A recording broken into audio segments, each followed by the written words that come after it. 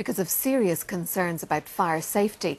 In a case described as one of the gravest to come before any court, a fire officer said if a fire broke out at Priory Hall in Donaghmede, it could spread through the entire building within minutes.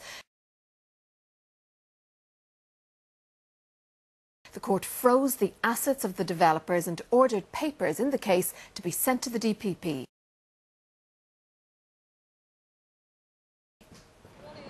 Fire officer Donald Casey said he was horrified when he inspected the Priory Hall apartment complex in Dublin 2 years ago.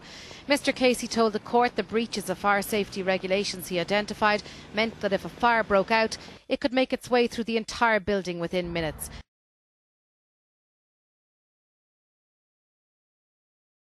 A schedule of works was agreed with the developers in December 2009 but has still not been carried out.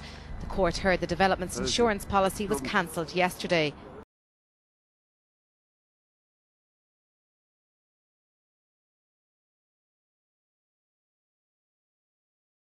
The High Court President, Mr Justice Nicholas Kearns, said this was as grave a matter as he had ever seen in any case. He ordered the evacuation of the building but deferred his order until Monday. He said he wanted the City Council to come up with alternative accommodation for the residents. He said he didn't want them to be panicked and ordered the fire service to remain at the complex over the weekend. 137 of the 187 apartments are occupied. Young couples, some young babies and young families who are absolutely going home are listening to this till I'm sure tonight, absolutely devastated that what they have done, they poured their savings into this, they're paying big mortgages, and now they look upon a building that just isn't habitable. Mr Justice Kearns also said it beggared belief that the developers of the complex were not in the country. Thomas McFeely is on his way back from Portugal while Lawrence O'Mahony is in the UK. They've already been convicted in the District Court in relation to fire safety breaches at Priory Hall and have been before the High Court in a similar case related to another development.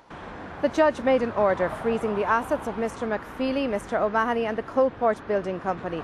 He said he didn't see why the City Council or the taxpayer should have to pay any of the costs associated with this disaster. He also ordered that the documents in this case be sent to the Office of the Director of Public Prosecutions this evening so he can consider taking further action. Orla O'Donnell, RTE News, the High Court.